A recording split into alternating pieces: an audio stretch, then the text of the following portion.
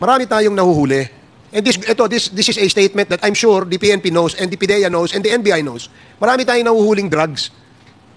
Pero wala tayong nahuhuli. Karamihan, maraming beses na ang nahuhuli ay yung mga street peddlers.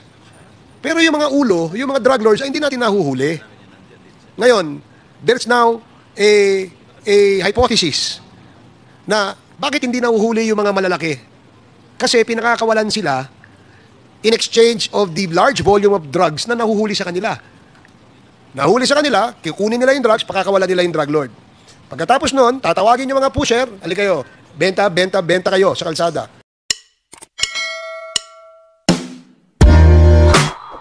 Thank you, Mr. Chair. May I ask Colonel Marcos, saan po ang assignment ninyo? Mr. Chair, CIDG po, Region 12, sir. Region 12. How long have you been the head of CIDG Region 12? Bali, na-reassign po uli ako doon last. My question is, how long have you been with Region 12 CIDG? Itong present, sir, bali more than a year, sir. Since may relief because nagkaroon po ako. Teka, Colonel. Ang tanong ko, how long have you been with CIDG Region 12? Kung accumulated, sir, mula nung after ako na-transfer, after, sir, nakabil ako nung 2017 ng July or June, sir. Kung accumulated siya, sir, more than 5 years na, sir. Pero na-transfer na rin po ako ng Region 10, CIDG. Nabalik po ako ng Region 12. Bali, naputol-putol po siya. Pero in accumulation, sir, more than 5 years. Teka, saan po ba kayo? Region 8, sir. Tacloban. Region 8. Anyway, pag tinitingnan ko yung PDS mo, paborito mo lugar yung Region 12 CIDG. Tama siguro ako. Tama? Not necessary, sir, naman na paborito. Nataon lang, sir, na siguro walang interesado masyado doon ma-assign. Marami. Kasi by the time, sir, nung... Marami nag-interest doon. Okay. Panahon ni Gerald Karamat. Pero Yes, hindi Mr. ka Chair. maalis ni Gerald Karamat. I do not know the reason why. Isa sa reason, sir, Region 12 was the best regional office for the past 2 years. Ang daming naging best provincial commander pero hindi sila nagtagal na provincial commander eh. Yes, sir. So that is not a valid reason. Yes, Mr. Chair. Yes. Nagtataka lang ako doon sa PDS mo eh. Gerald Karamat, you know the provisions of Republic Act 9184. General General Mata. No, sir. Alam po ninyo. Meron ba nakakaalam kung anong Republic Act 9164? 9164? Anti-money laundering yata yung 9164. 9165. Drugs, 9165. Hindi mo alam. Yung 9165, alam mo? Yes, sir. 9165. Ano po ang nakalagay doon sa batas regarding your units operations vis-a-vis PIDEA?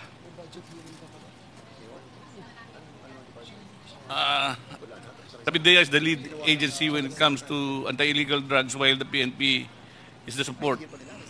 And what do you understand by that provision? That the PIDEA is the lead agency when it comes to anti-illegal drug operations? Yes, sir. Every time we have an operation, we are required, or there's a need for us to coordinate with the PIDEA, Your Honor, sir. Meron bang PIDEA team na assigned sa PIDEG? None, Your Honor. None? Is that true, DG Lasso? It's not true, sir. We have one team dedicated to be with PIDEG. Sino ngayon na nagsasabi sa inyo? Dalawa. Ang totoo.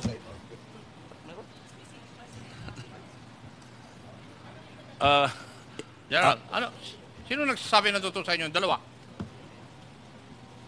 As far as I'm concerned, Your Honor, sir, Ha? there is a team of PIDEG and PIDEA working in airport for interdiction operation in airport, sir. Doon But lang sa assigned per se in my unit, I don't think so that we have in our roster or record that we have PIDEA personnel. DG Lasso, could you explain your Yes, Your Honor. statement? Yes, Your Honor. What happened during the time of PIDEG Director Bartolome is that, as agreed upon, I had one team of PIDEA embedded with operatives from PIDEG. In fact, we provided them with vehicles and motorcycles to conduct joint operations, particularly in Metro Manila. At that time, since it was the time of General Bartolome, the team leader then was, let me just refer to my notes here. During the time of Bartolome, the team leader was Police Captain Jornadal. However, when the group of General Mata took over, Jornadal was, or Hornadal was replaced with Captain Kuanan. And slowly, Captain Kuanan diverted from the conduct of operations to the point that, of course, after PIDEG would do their coordinations with PIDEA and a coordination number would be given, they would only call PIDEA after the takedown. And that is why, this is the reason why I said there was a change of scheme of operations. And I think that's the reason why the new team doesn't know, because what happened now was that with Captain Kuanan, now the team leader of the PIDEG team working with the PIDEA team, the PIDEA team is just, on standby in the office. And when there would be Mr. Chair, operations... I'd like to remind General Lasso to please always Yes. go to the chairman before Yes, I'm sorry, answering. Mr. Chairman. I'm sorry, Mr. Chairman. Yes. So, Mr. Chairman, if going back, the scheme then was that the team of Hornadal and the team of PIDEA would be working together all the time. But when the team of General Mata came in and Captain Kuanan became the team leader of the PIDEG team, they were no longer working together, Mr. Chairman. So parang naka-standby na lang po dun sa yung team ko, naka-standby na lang dun sa PIDEA, tapos tatawagin na lang nung PIDEG kapag tapos na yung takedown. I'm sorry, Yes, sir. And so, hindi na po kami masyadong nagpa-participate masyado. Hindi na kami, we didn't want to join their operations anymore because we were never part of the whole operation. We would only be called after the takedown. So, we were a bit worried. Yes, sir. So, that is what happened, Mr. Chairman. Thank you. DG Lasso, would you know if a certain Jonathan Chua is into the anti-illegal drug list wanted persons? Your Chairman, the name rings a bell. And I don't know if he is really wanted, but I think the name is a drug personality. And General Mata, do you know a certain Jonathan Chua? Not as of this time, sir. I haven't encountered his name. When would be the time that you would know him? I will, because there's a lot of personality in our list, sir. Ay, lumulusot ka naman, iho eh. Tinanong ko na nga yung PIDEA kung... No, sir. I do not know as of this time that we have that kind of list, Jonathan Chua, sir. So, as of this point in time, you do not know Yes. a certain Jonathan Chua. Okay. May I know if in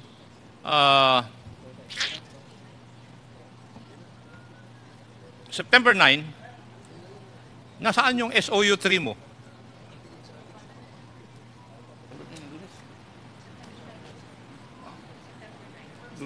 Madam, siguro mas magaling na maupo po kayo para mas mabilis tayo. Gabi na eh. Yes. September 9, Lunes yun, if that's on Monday, sir, September 9, they were in Imus, Cavite, Your Can Honor. we invite your assistant to sit beside Yes, you, sir. please? Go ahead. 9, Monday.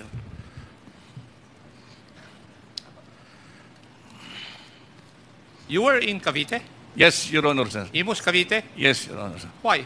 We had an operation there in Barangay Pasong Buaya and another operation by SOU 3 in Barangay Bahay Tubig. Yes, sir. I will double check my record, sir. Ha? We have an operation there in In one night, two operations. sabi ko, one Yes. night, hindi ko naman tinatanong yung operation eh. Inunahan mo ako, Iho. Yes, sir. In one night, 2 operations sa isang bayan sa Cavite. Yes, Your Honor, sir. Yes. And ang nahuli po ninyo ay, 110 kilograms Yes, Your Honor. sa Pasong isang buhay. operation. Opo. And doon sa isa, 4 kilograms, Your Honor. yes, 4 kilograms. Kasi may nag-text sa akin na ito ay galing sa certain Jonathan Chua na hinuli pero in-release. Kinuha yung droga na dala-dala niya. In where operation, Your Honor, sir, may I... Because if that happened, that is not acceptable. And me, myself, I always... That is why you were there. And you should know Yes. whether the operation was done properly or not. Yes, sir. It was done properly. I came first on Barangay Paso Buaya, who we confiscated 110 kilograms of shabu. And afterwards, we proceeded in Barangay Bahay Tubig. I'm not sure of the ano, sir. I'm asking this question, Yes, sir. Mata, because ang pagkaalam ko kasi, nung create ang PDEA, na-abolish yung NARCOM ng police, at ang intention ng batas ay yung small street crimes regarding illegal drugs sa police, pero pag yung malalaki, yung high value, ay doon sa PDEA. Yes, sir. Hindi ba ganun talaga? Yes, Your Honor, sir. Wala namang inabolish nga yung NARCOM command noon. Kaya lang, may malikot ang isip na Chief PNP, nag-form siya ng task force against illegal drugs. Yes, sir. Pero nag-evolve yan, pati malalaki, pinakikialaman nyo na, wala nang PDEA nakasama. Di ba? Not true, Your Honor. Last time when we apprehended the Pakistani National... What is not true? Yes, Yung, sir. We have yung PIDEA sistema? with 47 kilograms of ketamine. We have PIDEA, and when we apply search warrant... Dito sa kwan This ito. time, sir, ay lang medyo na ano, sir. Dito? Medyo wala. Dito sa trabaho na to, I admit talaga wala to, sir. And that I will check to my operatives, Your Honor, sir. You see to it that you do something Yes, about it because I am watching. Yes, Your Honor, sir. I will conduct a thorough investigation with this information I received. Papahanap ko kung nasaan yung si Jonathan Chua. Yes, Your Honor, sir. Kasi alam ko, kakilala mo eh. Sa totoo lang, yes. Huwag kang Honestly- ngiti-ngiti. Baka mawala honestly, yan pag may produce ko yung tao. Honestly, Now, I do not know, Your Honor, sir. Are you a suspect also in the ICC case? My name was placed in Hindi, the... sagutin mo yung tanong Yes, ko. Your Honor, sir. Yes. Yes. Yes. Kaya magdahan-dahan ka, Iho. Yes, Your Honor, sir. Because, as I've said a while ago, there is always a time for reckoning. Maybe your reckoning is not now. Baka sa banda-banda roon, Iho. Thank you, Mr. Chair. Thank you, Your Honor. Thank you, Congressman Acop. Short question lang ulit bago natin itapusin. Gusto ko lang mag-clarify. Yung General Mata, meron bang drug list? Yes, Your Honor, sir. Si General Sandoval, meron bang drug list? Sa part ng DIDM, sir, wala naman kami, sir. Purely Walang drug list? Sa DIDM part, sir, No, wala. yeah, I know, but you're a member of the Philippine National Police and you know that there is what they call the drug list. Are you Yes. aware that there is a drug list? Yes, Your Honor. So alam mo, meron. Yes, sir. Si Colonel Marcos, meron bang drug list?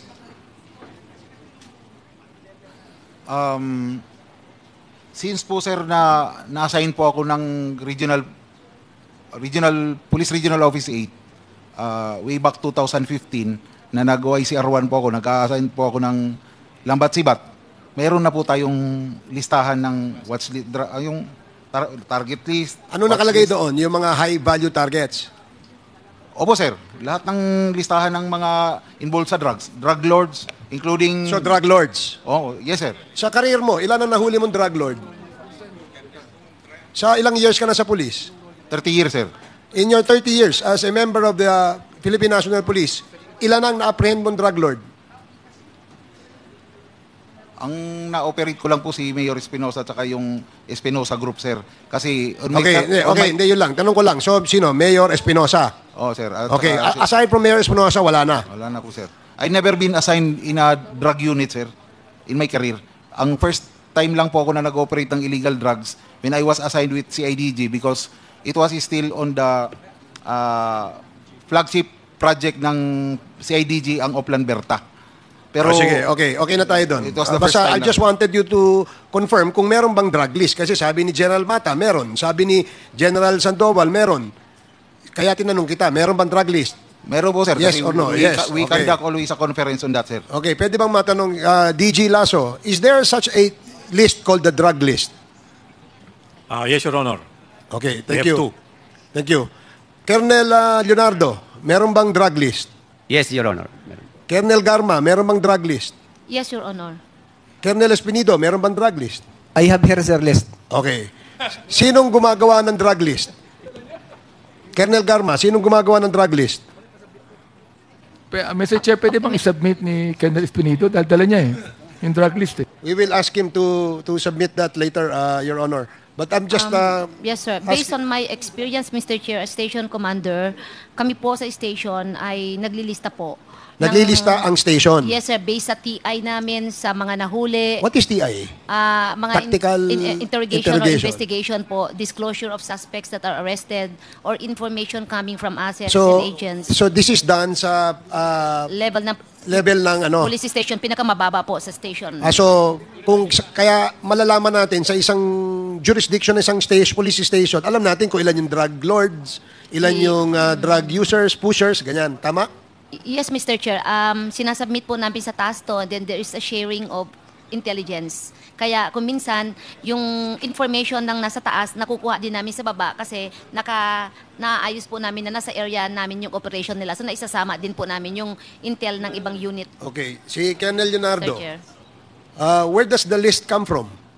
Nagsisimula po sa mga station, sa mga pati po barangay minsan nagpo-provide din po. So sa station, sinasubmit yan ng mga police sa area? Apo, from the station, isasabit na po yung pataas. And the station determines sino yung drug lord, sino yung pusher. May difference ba yung pusher sa drug lord? I want to get a categorical answer sa kanila. Kasi kayo ang nakakaalam. Meron bang difference yung pusher doon sa drug lord? Mas higher level po, I think, yung drug lord, Mr. Chair. Again? Meron po kasing pusher na nagbebenta. Pag nagbenta po, kahit 1 gramo lang, pusher na po yun. So pag once a seller, Mr. Chair, ay pusher na po. Once caught selling, in the act of selling, pusher na po yun. And then, yung drug lord is, I believe, mas higher level po. Yung mga certain amount of drugs confiscated from the suspect, then he will be considered. So merong large amount of drugs before a person is considered a drug lord? Ganun ba ang... I think so, Mr. Chair. Okay, in your career, Colonel Leonardo, ilan ang drug lords ang nahuli mo?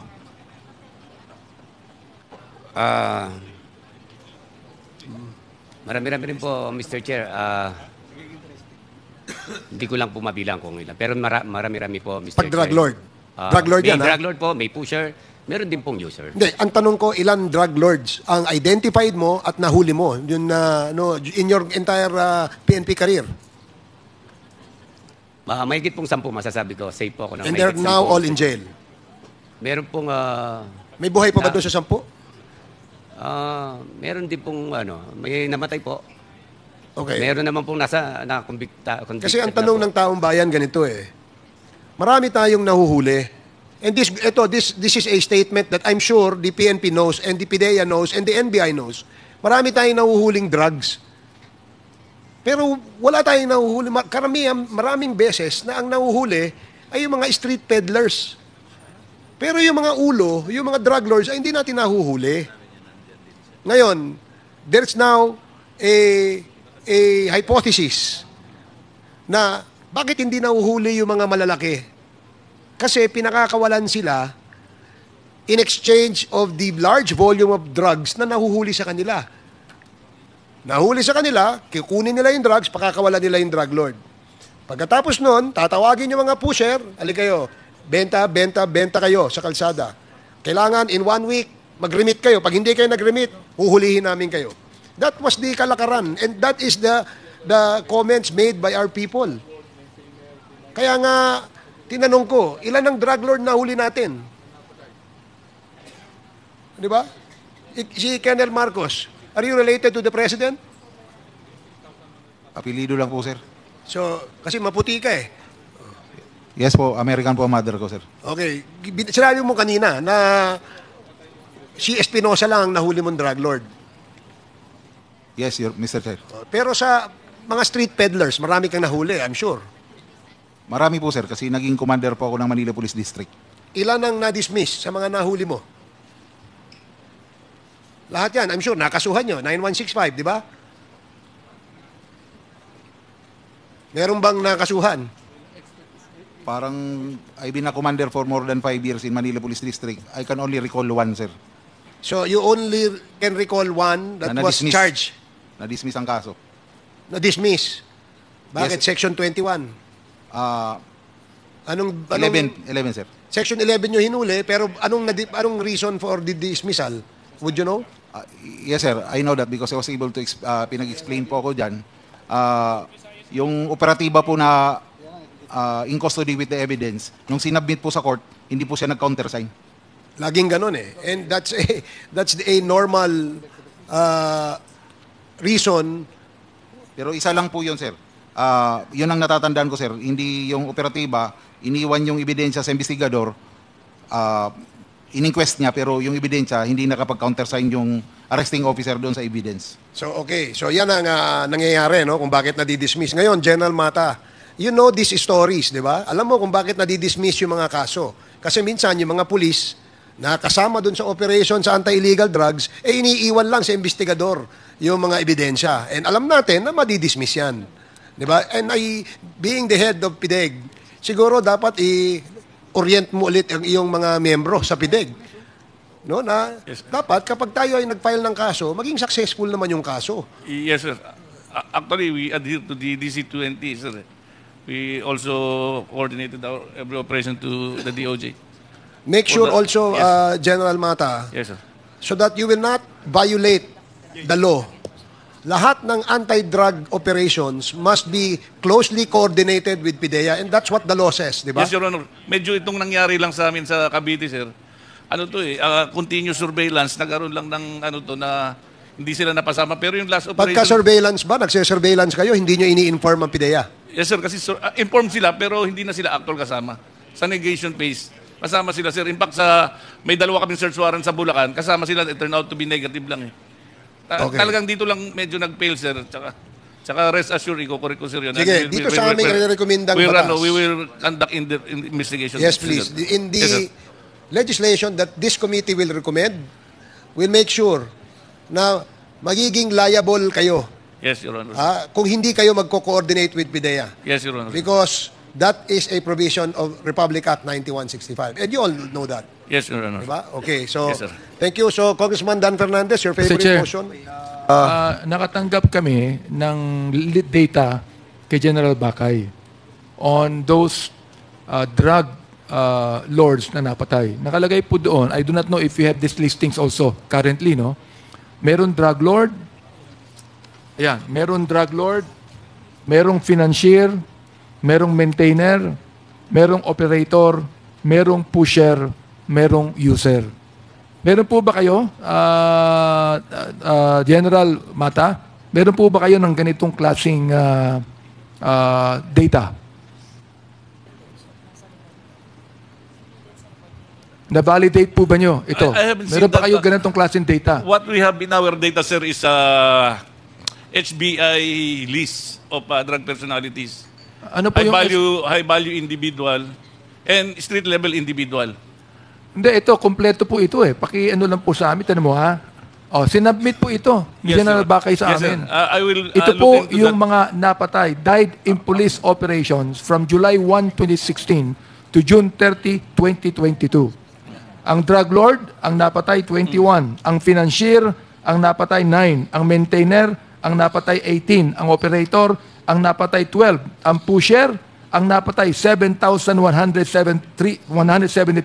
Ang user, napatay din 440. A total of 7,640. Meron po ba kayong ganitong listahan? Hindi Yes, po Your yung Honor. died in police operations. Pero na-revalidate nyo itong mga listahan na ito at active pa ho ito at nasa kulungan ba ito o nakasuhan po ito? Meron ba kayong kanya listahan? Meron po, Your Honor. Pakisubmit nyo po sa amin na listahan kung meron kayo. Yes, Your Honor, sir. Kinakailangan po, yung talagang, Actually, our list is included already in that list you have, sir. I don't think so. Consolidated. No, hindi pa. I don't think so. Sapagkat ito hanggang June 30, 2022 to Ang kailangan namin ngayon, yung pong ganitong klaseng category, pero validated, kinasuhan, nakakulong, at awol. Yun po ang gusto namin malaman. Yes, Your Honor, sir.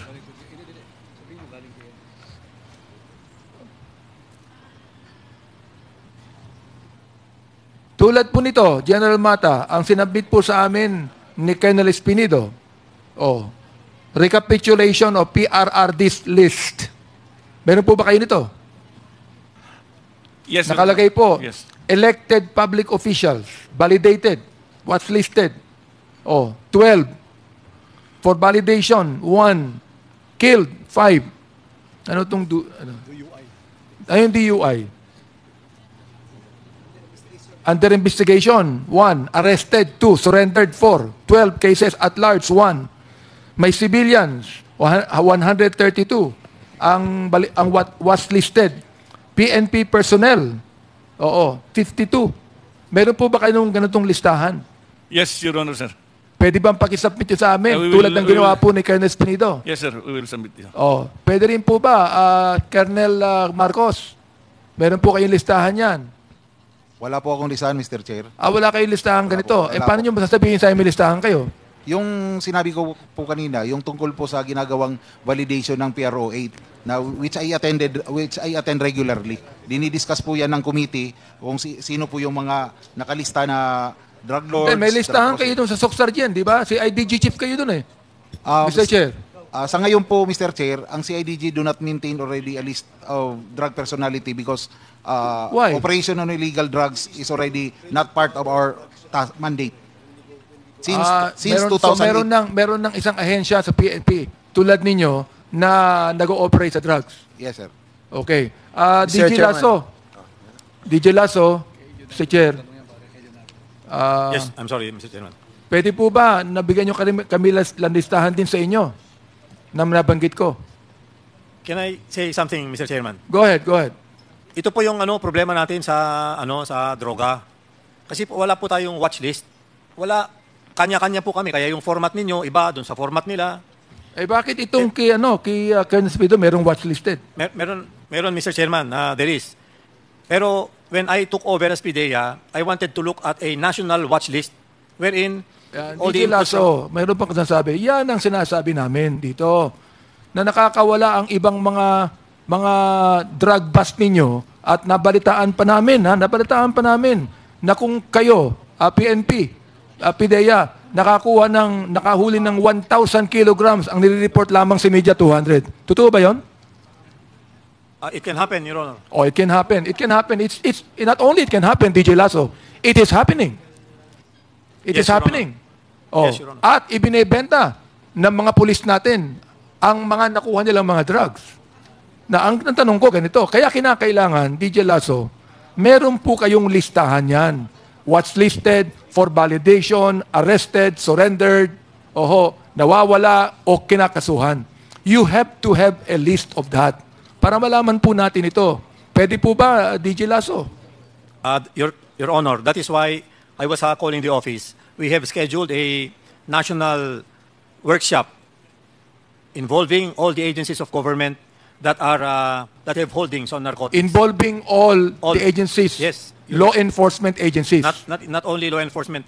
Do you think the Philippine National Police will attend? They are invited to attend. They are invited. In fact, They should be directed to attend because you're the lead agency for drugs.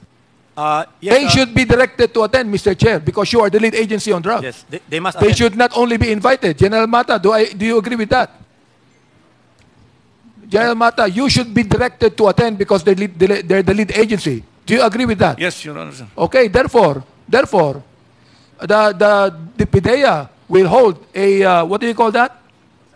It's a A summit. national drug summit, Mr. And Chairman. therefore, if you are directed to attend, you're going to attend, Mr. Chair. Yes, sir. We are always attending. All right, Ever so he we is are promising. invited, Your Honor. Kailan po mangyayari yan? September 23, 24, and 25. Pag Mr. hindi Chairman. nangyari yan, pakisabi nyo sa amin. Sir, they will be attending because we are following the PNP just conducted their regional summits all over the country. Mr. Chair, the reason why, until now, can you imagine, the war on drugs that the former president promised to solve in 6 months took him 6 years. And in the process, killed more than 36,000 people. Now, we still have drugs today. Wala pang 1,000 napapatay. General Mata, am I right? Yes. Pero nakakahuli Mr. Chair, sir. kayo. Yes. Now, bakit? Bakit? Palagay ko, ang karamihan dito, Mr. Chair, mga kapulisan to. Nauhuli nyo, pero hindi lahat ng inyong nauhuli ay talagang nasasakotin ninyo. Ibig sabihin, merong nakakawala dyan mga drugs, Mr. Chair. Kaya meron pa rin drugs eh. Kaya sinasabi ko, while Colonel Espinido here said, at sinabi po niya na siya humingi ng paumanhin na sinabi niya na ang Philippine National Police ay biggest criminal organization. Oo, nagpaumanhin siya. Hindi totoo. Sa akin, mukhang totoo. Until otherwise, DJ Lasso, General Mata, until otherwise, you truly address the drug problem in this country and stop it. Maniniwala po ako that the Philippine National Police holds the biggest drug syndicate in this country. Mr. Chair, Colonel Leonardo, sabi niyo may listahan kayo ng mga drugs watch list, di ba? Kailan yun? Panahon nyo o ngayon? Nung panahon po namin, Mr. Therefore, nung panahon nyo, ano po yung, nung kayo station commander ba o ano? Meron po nung station commander ako, meron din po nung ako CIDG? CIDG po. Ayun, CIDG po kayo ng ano? Sa Davao City, Combal, Del Sur. So meron kayo listahan? Meron naman po lahat, Mr. Chair. Okay. Gusto nga malaman dito kung sino yung current na kapalit ninyo sa CIDG. Mr. Chair, I would like to air a warning to each of you in the Philippine National Police. The moment nakaamoy kami na merong involved sa drugs, ang ilang mga police officers namin, papatawag po namin dito. Papatawag po namin dito. Papatawarin namin, pero ipoprosecute namin. Ayos ba yun? Nakalagay sa Bible yun. Hindi kayo maaari makatakas sa prosecution. Pagpapatawad, okay. Pero I would like to air a warning, Mr. Chair. The moment na kami ay makaamoy na merong Philippine National Police personnel na involved dito sa drugs na ito, ipapatawag namin dito at isasama namin sa investigasyon, Mr. Chair. Mr. Chairman. Thank you, Congressman Bante. Congressman Fernandez. Okay, so maraming pong salamat. Maganda naman po yung ating pinag-uusapan and I hope that the PNP organization, kasi a while ago I was a bit confused about this list, no? Merong list si Esperido, may list sa PIDEA, wala silang list. So I was in a quandary dahil nga since na para bang magulo po yung listahan. So medyo confusing. And I think I must agree also with the Chairman Bante. In so much as the real situation of our organization, yung ating pong mga kapulisan ay at stake in here. So they must be also truthful because there are these hypotheses that was mentioned by our chairman with regards to these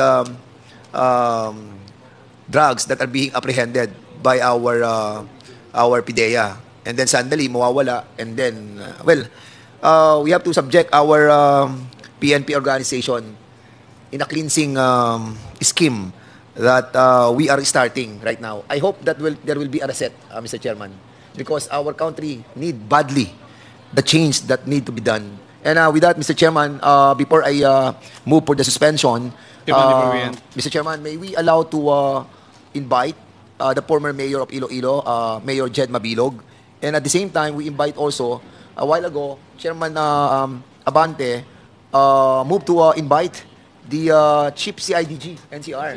And I told him that the chief NCRPO was Nartates. I was wrong. So it is Colonel Noel Alino, no? Chief CIDG ng NCR. So we will be inviting him in the next hearing. And with that, Mr. Chair, I also would like to invite sana the former General Peralta and the former General Medina to this hearing because I believe they have something to say. Okay. former CIDG yun, Chairman Abante. Chairman. I think.